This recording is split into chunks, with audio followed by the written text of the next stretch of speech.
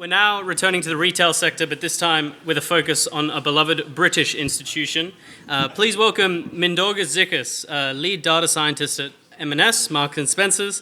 Mindaugas will be discussing Markdown optimization with Causal ML, and as always, Slido is open for your questions. Please welcome Mindaugas.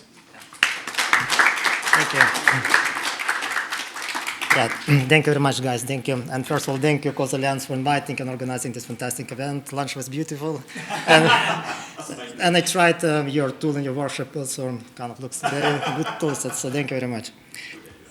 Right. So it's me. I'm a lead data scientist in Marks & Spencer's. Presentations. So yeah, the agenda is like, I'm going to briefly talk about Marks & Spencer's, about decisions that we make during product life cycle, and approach causal inference from kind of very practical perspective. Instead of like all this kind of modeling and like the intricacies and complexities, we'll see first I'll start what kind of info we need from causal inference to make a good decision in the first place, and then we'll see, okay, how we're trying to get that inference to improve our decision making. So Marks & Spencer, so probably you know, is a kind of loved British retailer. So we are multinational. We are 140 years old. We are present in we have physical stores, online, very successful loyalty program. Does anyone use Sparks loyalty card? No? If not, you should get one of the best loyalty programs in UK. So we have massive warehouses, logistic network, and we have fantastic 70,000 colleagues that kind of help all this business running. And just to illustrate a kind of variety of decisions and complex of decisions that we have to make, I would like to talk about this causal graph, so to speak, like a poor man's causal graph, or kind of decisions that we have to make, let's say, during typical life cycle of a seasonal product. So this, because Marks & Spencer, we do sell most of our products are own brand, so we kind of develop and kind of create ourselves, so we have to start from the very beginning. So, and the planning, this starts around 9 months before even the launch of the product. So for example, now we are in kind of September, so currently the business are planning already product for next summer, to already deciding which products to range product for winter. So yeah, so we have this long cycle of the planning, which with so many related decisions. So starting to decide what style we have to buy, to create, what kind of quantity you have to buy, what should be distribution across different sizes. Now, once we have this, so how we would allocate that to different stores before the beginning of the season, how much stock we allocate when we're starting kind of the sales, how much we allocate daily to replenish to make sure that we kind of always have product on shelf, that we're not running out of stock or not overstocking.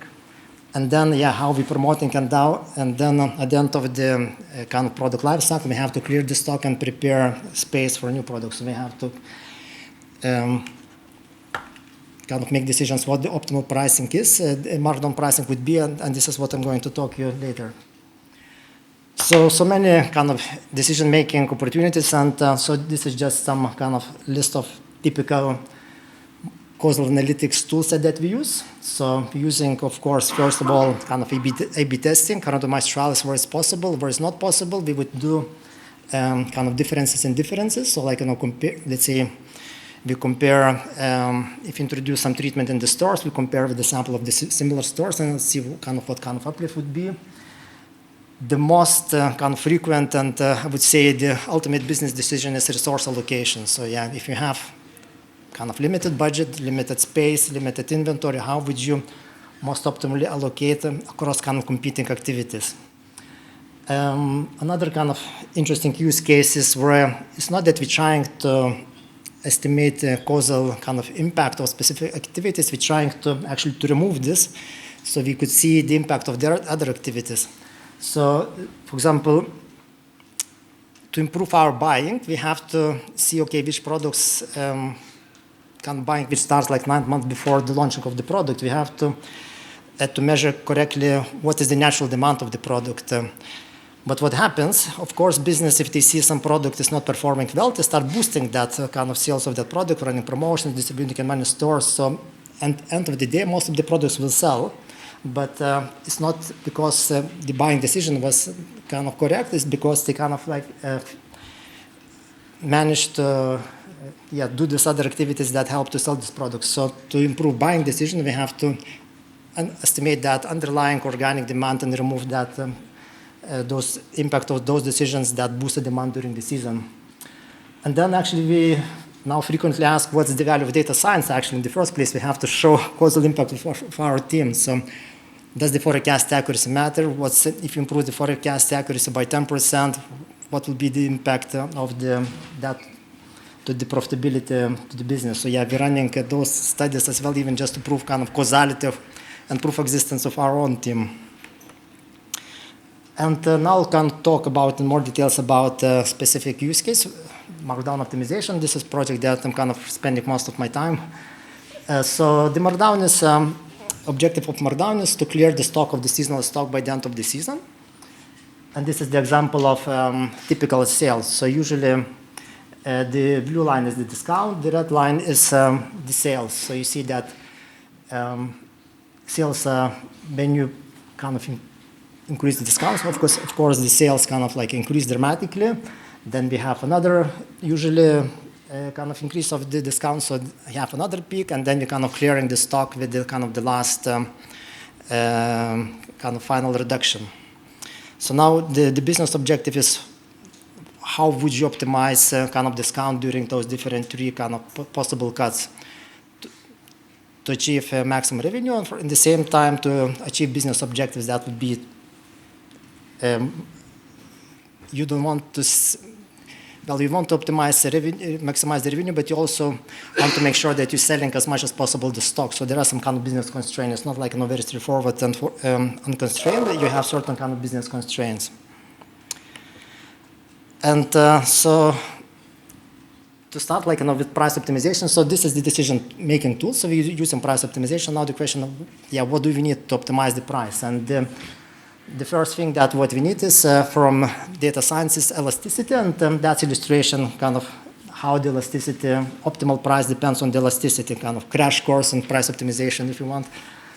So typically sales can be well described with very simple kind of sales versus kind of base uplift model, and the only kind of catch here that, sales should be kind of less than your inventory, and the optimal solution would be you can easily get this, that optimal discount would be related directly to your elasticity. So if you know elasticity, you can straight away get optimal discount. If your stock is, if you have a lot of stock, it will be just directly related to elasticity. If there is if your stock, if your sales with that optimal discount is higher than inventory, you have to calculate this optimal discount that kind of clears the stock. So that will give you the maximum revenue. So that is kind of simple mathematics. And just to illustrate to you how it works in practice, just visually, here's the chart. So let's say this is the time, and you have kind of decreasing stock over the time, and this is the end you see and your end of Markdown season.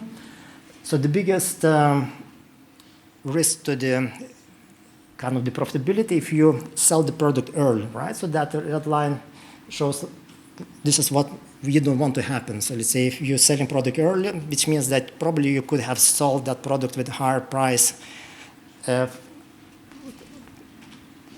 You would sell it for longer, but at higher price. Overall, you would still sell your product, but you generate more revenue. So what we're trying to achieve is kind of set the optimal price that is between clearing the stock or kind of leaving some stock unsold. If let's say product is not elastic, sometimes it's profitable not to sell some stock, but to kind of leave some stock unsold. So this is the kind of the simple kind of model that describes what the optimal price would be. But so the first to get the optimal price, we need price elasticity.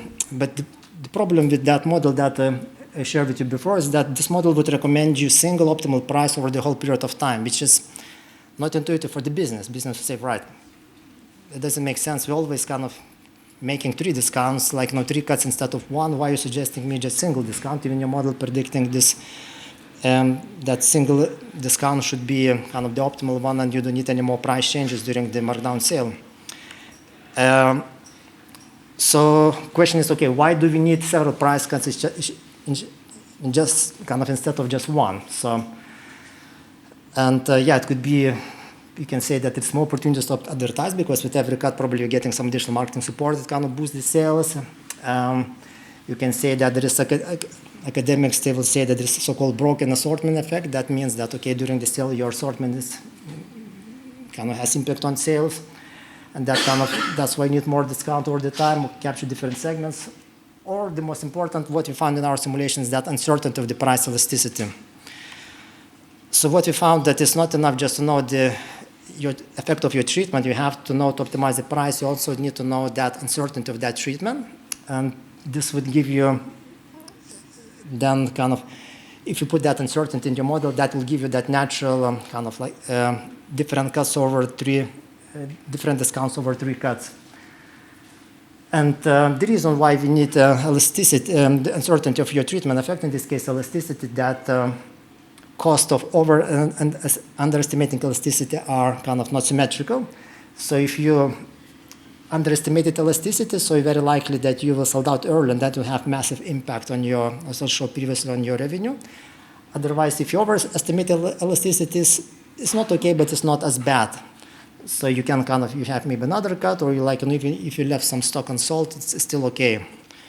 So uncertainty is that what we also need from our quantitative models when you kind of quantifying this causal effects. And yeah, this just example of that simulation. So let's say with the deterministic kind of elasticity, which is 4, let's say we'll have same discounts 75% across 3 kind of cuts. And if the elasticity would now allow the elasticity to be uncertain, you would need then, it would be most optimal to have 3 different kind of discounts over the time. So yeah, so this is kind of shopping list for elasticity. So for the treatment effects that we want to estimate with the causal models, they have to be accurate and biased, sensible, it means like monotonic and positive, heterogeneous, quantified uncertainty, and ideally time varying. Well, lots of requirements for kind of data science models. So yeah, so this is how we estimate kind of those models in practice, and kind of the sequence of the models that we build and update our elasticities all the time. So the challenge with pricing for Markdown is that usually you always have new products in every sale, so you cannot just estimate elasticity from kind of previous season and apply here, because it will be just different set of the products. So what we do, we build train models to predict elasticity, and then we apply from the previous season, and then apply that for the current season. And then during the sale, we update those elasticities depending on kind of how sale is currently performing, and what are the observed elasticities in the current sale. Yeah, and those now the effects. Effects are highly kind of heterogeneous across different products. Different products will have different price elasticities. They would have different, it's not only the uplift that we care about, is how that uplift changes over the time. So we have discount will drive the uplift, and then over the time that uplift will kind of decay gradually. So you can kind of estimate average treatment effect. You have heterogeneous effect across the products, and then you would have even heterogeneous as you see time decay over the time. We are practitioners, so for us most important, like to make it run, being explainable. So sometimes we take a pragmatic approach on causality. So let's say in this case, how do we treat time? So we have, let's say this simplified kind of model, we have uplift and then decay, right? So when you're predicting, let's say, that pattern before the markdown, you can attribute that uplift and decay to price elasticity. So you can say, okay, the elasticities are decaying all the time. That's why we're seeing that decaying effect. From other hand, you can also simply say that simple effect of the time, right? So time, and those models will be kind of statistically will be have the same power to explain what's happening. But of course, first it's much more simpler to attribute that decay to the time rather than elasticity, because when you're doing the second prediction during the kind of markdowns, and you are, let's say, in this second line, so now you don't observe what happened before. Now you only see that kind of decaying effect of the time. So now kind of price effect does not exist. The only thing you're trying to predict is just impact of the time. So in this case, even the right thing kind of theoretically will be attributed that decay to the price elasticity, but you're attributing the time for simplicity and kind of being able to use that across different kind of cuts during the sale. You can think this like, I was thinking, for example, kind of time and death, right? What causes death? Is that time or diseases, right? You can, over the time, you can think that time is the best predictor that how likely when you're going to die, but it's not the time that causes. It's all those kind of like kind of diseases probably that you get. But if you're just trying to predict simply what is the outcome, in this case without intervention, so the time could work perfectly fine, even though say it's not a right from the theoretical point of view kind of variable that explains the outcome. So the way we estimate, we're using two-ways fixed effects model, so it works for us quite well. So we discovered this fantastic package in Python called PyFixS. It's transported from R called FixS. It's super fast and can run on kind of massive scale. And the fixed effects is kind of like differences. Basically, the fixed effects helps you to control for different store and product kind of baseline demands. So when you're calculating impact of the price, so without adjusting for specific performance of store and an item, you will have the single kind of pool line, which will be obviously biased. But if you now introduce those fixed effects, so like intercepts that allows you to control for store and size performances, then you get kind of nice kind of elasticity that works very well. We're also trying this double machine learning approach. It's to see whether that will help us, but yeah, that's more kind of at the moment research that what we use to generate our prices and elasticities. So the next step, once we estimated elasticities from the historical season, now we have to predict it and quantify the uncertainty. So what we do, elasticity is, again, it's a kind of social construct. Like the causal effect, when you're estimating causal effects, let's say in physics, those are the laws, and maybe in some other areas. But in business, all the causal effects, they are kind of contextual. They are just, they might appear, disappear kind of next season. So, and elasticity, for example, is one of those things that might change depending on kind of context where the business is at the moment. So it can be availability of substitutes. Let's say the more substitutes, the more kind of people can jump to your product, so you'll have higher elasticity. Competitors' prices, budget constraints. So elasticities have to be predicted. So those treatment effects, it's enough to estimate, but you have to also to predict them. So we do this kind of two-stage modeling. So first we're estimating, and then we're trying to predict for the next season, but based on the attributes of the products that goes and context at the time. So what were the stocks in the sale? What's type of the season that we're applying those elasticities? So estimating and then predicting. And the uncertainty of elasticity, this is kind of critical, but it's one thing that we, again, exploring what's the best way to quantify it. And the way we currently do, we combine two kind of uncertainties. One is uncertainties that or variance that we estimated when we trained the model, and then when we train the model that kind of estimate elasticities. So that's one kind of variance, and then another variance when you're trying to predict now for the new season. So you get kind of another variance, and then we're kind of combining those together to get total variance that we apply for optimizing our prices. And the effects of the time, that's it's extremely also tricky, and there is you can probably do a lot of research in this area. So what is the best way to describe time, kind of decay of those demands or the time during the markdown? The challenge here that in every point in time you have different populations. So the products that selling well and stores that selling well, they kind of drop out of the sample. So your kind of population is always kind of changing all the time.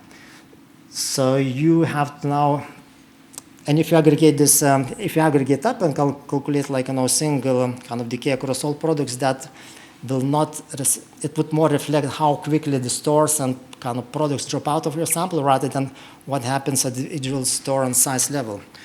So yeah, what we learned that is, to learn that correctly, you have to estimate that on the most disaggregate level. Otherwise, you're introducing those kind of significant bias effects by aggregating the data. And now we're testing several also methods how to calculate that time heterogeneity. What's the best way to quantify how different products would decay over the time? So there are some papers published. So we're trying this propensity scoring, so weighting method, which is trying to predict which stores, let's say, are more likely to sold out first, and then when we're estimating that decays across the sample, we would introduce those ways to adjust for that propensity. And another thing that we start looking recently, sorry for this kind of 10 years old kind of joke, but we start thinking, and there are several studies published recently, that why do we need kind of causal models in the first place? From my personal observation from the business, they work themselves as a contextual bandits. They never have any kind of, they can't explain why they're making this decision. They don't have this model inside, but they know that in those circumstances, it's always best to do that thing, or in another context, it's better to do another thing. So they managed to learn that kind of context and best action relationship themselves. So without building that sophisticated demand model with all those causal explanations that you're trying to now here to introduce. And there are, say, if you follow that literature, there is a lot of research in this topic, contextual bandits, or called feature-based pricing, where you directly try to learn that optimal pricing policy is based on your context and features. So you ignore that overall kind of causality impact. You're just simply learning what is the best policy would be giving kind of context or data that you currently are. So yeah, it's kind of like a reinforcement learning, but yeah, try to slightly simplify it and apply it for business pricing. And yeah, so if you want to try, so those models that I described, they're being used in production, and now let's say currently we are in autumn sale, Marks and Spencer, so please go and try our prices and products. Yeah, it's fantastic products. And yeah, the last but not least, again, Marks and Spencer have the best value bananas in the town. Yeah, 90p, you can't get this quality for that price. And yeah, we started kind of Christmas sale early products, so you can also go and get some. Beat the crowds. Thank you.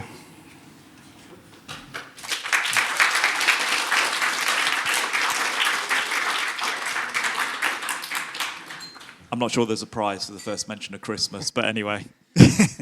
A few questions. We won't have time to go through all of them, but so if people want to upvote them, please do. Do you estimate elasticity at the product level or by category? And if you do by product, how do you deal with new products? You mentioned new products a little bit, but could you expand on that? Yes, we do estimate at the product level, and then for the new season, we're trying to predict those elasticities based on the product attributes. It can be, it doesn't have to be sophisticated. You can be simplest predicted, could be your category or some kind of other kind of product group type. But or it can be kind of much more sophisticated based on sizes, different colors, different whatever attributes you have. So, yeah. Thank you. Have you looked at using this pricing model to apply offers at a customer level? Yes, not specifically, but yes, we do have like fantastic data science team that works on the customer kind of side, and they also applying causal inference methods for kind of optimizing the offers at the customer at the customer level. Yeah, not in my team, but we have another fantastic team, and they are presenting Data Science Festival if you want to see those presentations. So we need, well, no, they need to come and present here. Come on. Sorry. Yes, next year. Next time. Okay, thank you. So, long question. Does your elasticity estimation for one product account for another product's price? And there's an example here, given discounts on Coke reduce Pepsi sales. So I know you sort of mentioned the product interactions. So again, could you expand on that? So elasticity is kind of very contextual, and so the way we predict is based on the kind of number of the products in the category. So it's like, the more products, so it's more likely that you can kind of have higher product elasticity. So we do take that, and probably not in the most sophisticated way into account, but we do take that into account, yeah. Right, and I'll finish with one more. Which one should we pick?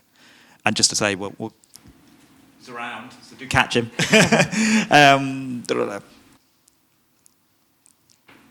If you're using sales to estimate demand elasticities, how do you control for out of stocks? Yes, we only keep those kind of points. That's why I'm saying that this aggregation here is the key. Otherwise, we'll start getting those impacts. So we estimated that at this aggregate level, and using those kind of data points, we really know that we did have stock. It still doesn't solve the problem, but it's at least kind of like a new modeling kind of sales. But because over the time, as I mentioned, your population always changing. Like even if you have taken into account that you're always modeling that sales that product was available, so the actual kind of demand, but due to constantly changing kind of population, that's still the problem. It's not solved in that simple way. So you have to apply those more kind of sophisticated methods. Perfect. Thank you. Thank you, Mindaugas. Thank you. Thank you.